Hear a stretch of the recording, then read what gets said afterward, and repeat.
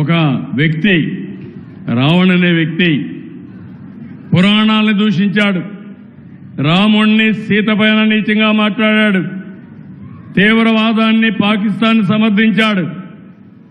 అలాంటి వాళ్ళకు అండగా ఆర్థిక సహాయం ఈ గొడ్డలి పార్టీ చేసే పరిస్థితి వచ్చింది. ఎంత బరిదిగింపని అడుగుతున్నా, ఇది న్యాయమని అడుగుతున్నాను. మీకు ఇవన్నీ నేను చెప్పాలి. విషయాలు రెచ్చగొట్టడం, మనోభావాలు దెబ్బతీయడం మంచి పద్ధతి కాదు. ఇలాంటి ఘోరాలు చాలా జరిగాయి. అలాంటి ఘోరాలు జరిగితే ఈరోజు మనం అన్ని కూడా ప్రక్షాళన చేశాం. ఇప్పుడు సోషల్ మీడియాలో కొంతమందిని పెట్టుకున్నారు. నిన్నెవరో నేను చూశాను, ఎప్పుడు నాకు ఇలాంటి వాళ్ళతో ఎప్పుడు చూడలేదు. నేను ఒకటే చెప్తున్నా, ఎక్కడైనా సరే మారుమూల ప్రాంతంలోనైనా సరే రౌడీ అనేవాడుంటే మా ఆడబిడ్డల జోలుకొస్తే అదే చివరి రోజుగా ఉండాలి.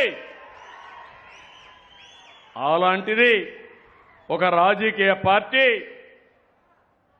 ఒక వ్యక్తి రావణ్ అనే వ్యక్తి పురాణాలను దూషించాడు, రాముణ్ణి సీత పైన నీచంగా మాట్లాడాడు, తీవ్రవాదాన్ని పాకిస్తాన్ సమర్థించాడు.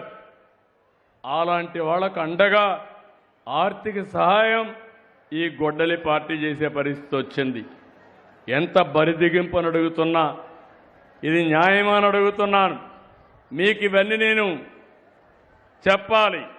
మీలో కూడా చైతన్యం రావాలి, మీ ఆలోచన విధానంలో మార్పు రావాలి. మీరు ఒక్కసారి మత విద్వేషాలు ఎవ్వరూ రెచ్చగొట్టడానికి వీలు లేదు. రౌడీలని, గూండాలని, సంఘ వ్యతిరేక శక్తుల్ని ఎవరు ప్రోత్సహించడానికి వీలు లేదు. కులాల్ని, మతాల్ని విభజించడానికి కూడా వీలు లేదు.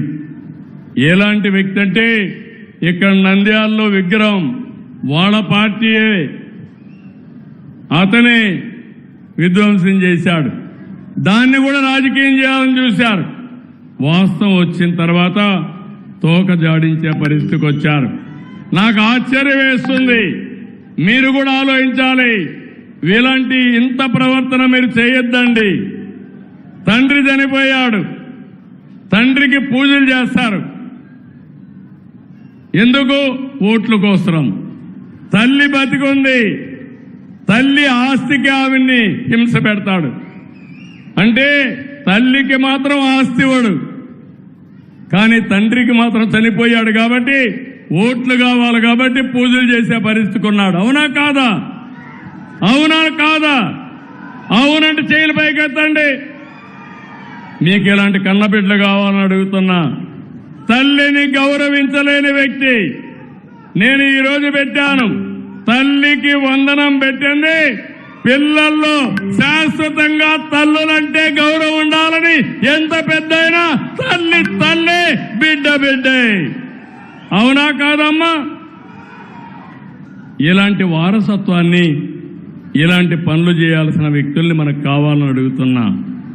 మళ్లీ చెప్తున్నా, రాయలసీమలో వాళ్ళు రక్త చరిత్ర రాశారు.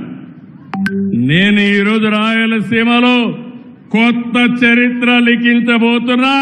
అదే రాయలసీమ రతనాల సీమ.